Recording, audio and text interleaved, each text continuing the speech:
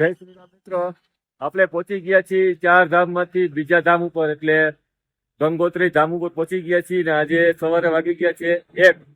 અમે સવારના 6 વાગ્યાના નીકળ્યા હતા અને અત્યારે 1 વાગે છે પહોંચ્યા છીએ ને આ તારીખ છે 10/9/2024 અને અહીંથી ગંગોત્રી મંદિર જોઈ લો મિત્રો, 500 મીટર દૂર થાય છે ને નીચે પાર્કિંગની વ્યવસ્થા છે.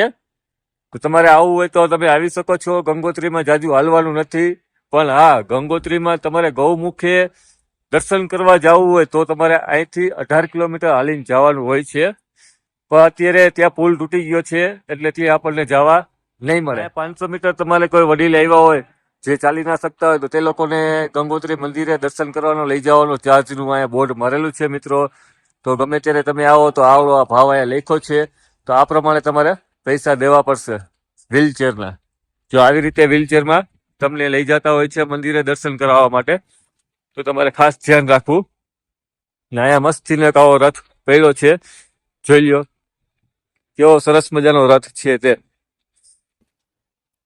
એટલે મંદિરે જાઓ એટલે રસ્તામાં તમને આવી બધી વસ્તુ મળી જતી હોય છે. ચા પાણી નાસ્તો મળી જતો હોય છે મિત્રો. રુદ્રાક્ષની માળાયું, કસ્તુરી ને તે બધી વસ્તુ આવી રીતે તમને મળી જતી હોય છે. તો તમે જોઈ લો આવી બધી વસ્તુ અહીંયા તમને ઠેક ઠેકાણે મળી જશે. એટલે સામે દેખાય છે તે ગંગોત્રી મંદિરનો ગેટ છે, તમે જોઈ શકો છો કેવો સરસ મજાનો ગેટ છે તે. તો આપણે આ ગેટથી અંદર જવાનું છે મંદિરમાં દર્શન કરવા માટે. તો ચાલો હવે આપણે અંદર જઈએ દર્શન કરવા માટે.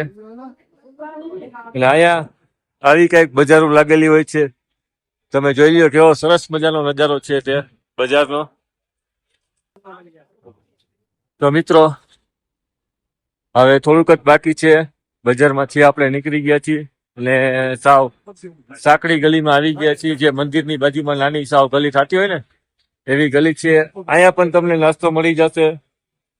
તો તમારે કોઈ પણ જાતનો નાસ્તો લઈને આવવાની જરૂર નથી મિત્રો. તમારે જે ખાવું હશે તે બધી વસ્તુ આ જગ્યા પર મળી જાય છે. તમે જોઈ શકો છો ઢોસા, સંભારો, ઇડલી સંભાર, ચાઇનીઝ, પંજાબી, તમારે જે ખાવું હોય તે બધી વસ્તુ તમને અહીંયા જમવાનું મળી જાય છે. અને અહીંયા સબ્જી પણ મળી જાય છે. જોઈ લો મિત્રો, શાક બકાલું પણ અહીંયા ઉપલબ્ધ છે. એટલે તમારે ઘરેથી કોઈ પાર્સલ લઈને આવવું કે એવું કઈ જરૂરી છે નહીં. તમે અહીંયા આવતો તો તમારે નાઇટ સ્ટે પણ થઈ શકે છે, જમવાનું પણ મળી જાય છે ને આવી રીતે બધી વસ્તુ અહીંયા મળી જતી છે. જોઈ લો કેવો સરસ મજાનો નજારો છે તે બજારનો. ને આપણે ધીમે ધીમે આગળ વધી રહ્યા છીએ અને મંદિર તરફ જઈ રહ્યા છીએ. તો કઈક આવું મંદિર છે ગંગા માતાજીનું, તમે જોઈ શકો છો મંદિર કેવું સરસ મજાનું મંદિર છે તે. અને અહીંયા નાના મોટા ઘણા બધા મંદિર છે. તો ચાલો આપણે જોઈ લઈ. અને મંદિરમાં લાઈન લાગી ગઈ છે દર્શન કરવા માટેની. તો પેલા આપણે મંદિર અંદર જઈને દર્શન કરી લઈએ, પછી ખોટા લાઈનમાં ઉભા રહેવા કરતા અંદર દર્શન કરી. આપણા કૃણાલભાઈ આગળ આવી ગયા છે. હર હર ગંગે કે છે ને આપણે વિડીયો બનાવતા વાહે રહી ગયા હતા. તો આવડું આ મેઇન મંદિર છે ને પ્રસાદી લઈ લીધી છે. બધાય ધીમે ધીમે આગળ વધી રહ્યા છીએ. તો આપણે પણ અહીંયા આવી ગયા છીએ મંદિરે દર્શન કરવા માટે. તમે જોઈ શકો છો આપણા ગ્રુપના મેમ્બર બધા આવી ગયા છે. તો હવે આપણે પણ મંદિરના દર્શન કરવામાં અંદર લાઈનમાં લાગી જઈએ, પછી વિડીયો બનાવીએ. મંદિર બહારનો કઈક આવો નજારો છે, તમે જોઈ લ્યો. આ છે મેઇન મંદિર ગંગોત્રી માનું અને એની પાછળ એક ડુંગર આવો દેખાય છે, તમે જોઈ શકો છો. અહીંયા પોલીસ ચોકી ને તે બધી વસ્તુ છે. અહીંયા તમે જોઈ લો મિત્રો કેવો સરસ મજાનો નજારો દેખાય છે તે. બહારનું ગ્રાઉન્ડ ને તે બધી વસ્તુ તમે જોઈ લ્યો. જોઈ લો મિત્રો કેવું સરસ મજાનો નજારો છે ચારે બાજુ તે. તો અહીંયા કઈક આવું બનાવેલું છે, તમે જોઈ લો કેવો સરસ મજાનો નજારો છે તે. ભગવાન શિવ, ગણેશજી એટલે માતાજી બધા અહીંયા બનાવેલો છે, કૈલાસ પર્વત ને કઈક આવો નજારો છે, તમે જોઈ લો મંદિરનો. અહીંયા મિત્રો એક હનુમાનજી મહારાજનું પણ મંદિર છે, તમે જોઈ શકો છો. હનુમાનજી મહારાજના દર્શન કરી શકો છો. અહીંયા મંદિરની અંદર મોબાઈલ એલાઉડ નથી એટલે તમને હું આવી રીતે દર્શન કરાવું છું. અહીંયા બીજું મહાદેવનું પણ મંદિર છે, તો ચાલો તમને મહાદેવના પણ દર્શન કરાવી દો. જોઈ લો આ છે મહાદેવજીનું મંદિર. અંદર મહાદેવ બિરાજમાન છે. હર મહાદેવ. કઈક આવું મંદિર છે મહાદેવનું. બાજુમાં આવો સરસ મજાનો ઘંટ છે. એટલે કઈક આવો નજારો દેખાય છે. ને અહીંથી પાછળની વાદીઓ તમે જોઈ લો મિત્રો, પહાડ ને તે બધી વસ્તુ કેવા સરસ મજાનો નજારો દેખાય છે તે આ બાજુથી. તમે ઓમાં તો ઓલે બાજુનો નજારો જોયો હતો થોડીક વાર પહેલાના વિડીયોમાં. તમે અત્યારે આમાં આ જોઈ લો કેવા સરસ મજાના પહાડ દેખાય છે તે જોઈ લો મિત્રો, કેવો સરસ મજાનો નજારો છે. અને ટ્રાફિક જરાય નથી. એટલે અહીંથી નીચે ઉતરવાનું હોય છે ઘાટ ઉપર. જ્યાં તમારે પૂજા કે એવું કઈ કરવાનું હોય તો તમે અહીંથી પૂજા ને તે બધી વસ્તુ કરી શકો છો મિત્રો. ઘાટ ઉપર જવાનો રસ્તો આવો છે. મંદિરમાં પેલા દર્શન કરી કે પેલા તમારે પૂજા કરવી.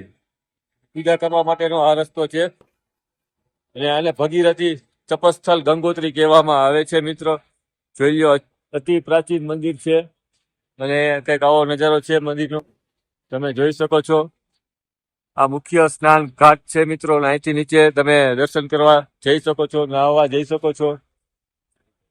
જોઈ લો મિત્રો કઈક આવો નજારો છે ગંગા મૈયા નદીનો. અને સામે બધા હોટલ ને રેસ્ટોરન્ટ ને તે બધી વસ્તુ છે. તો મિત્રો આપણે મંદિરમાં સરસ મજાના દર્શન થઈ ગયા છે. અને આપણે આવી ગયા છીએ ઘાટ ઉપર. આ છે ગોમતી ઘાટ. જોઈ લો મિત્રો, આવડો આ છે ગોમતી ઘાટ. તમે જોઈ શકો છો આમથી ગંગા નદી આવે છે. જોઈ લો મિત્રો, ને ઉપર ગૌમુખ છે અહીંથી 18 કિલોમીટર દૂર. પણ ત્યાં પુલ તૂટી ગયો છે એટલે આપણને જવા નથી દેતા, નહીં તો તમને ઠેઠ તમને દર્શન કરાવત. અને અહીંયા કંઈક આવી સરસ મજાની દિવાલ ઉપર ભગવાનની પ્રતિમા બનાવેલી હોય છે. ગોમતી ઘાટ ઉપર તમે જોઈ શકો છો, ગંગોત્રી ઘાટ ઉપર સરસ મજાની પ્રતિમા બનાવેલી છે. તે જોઈ લો કેવા મસ્તીના ગણેશજી, શંકર ભગવાન, બધા અલગ અલગ ભગવાન અહીંયા બનાવેલા છે. તમે જોઈ શકો છો કેવો સરસ મજાનો નજારો છે તે જોઈ લો મિત્રો.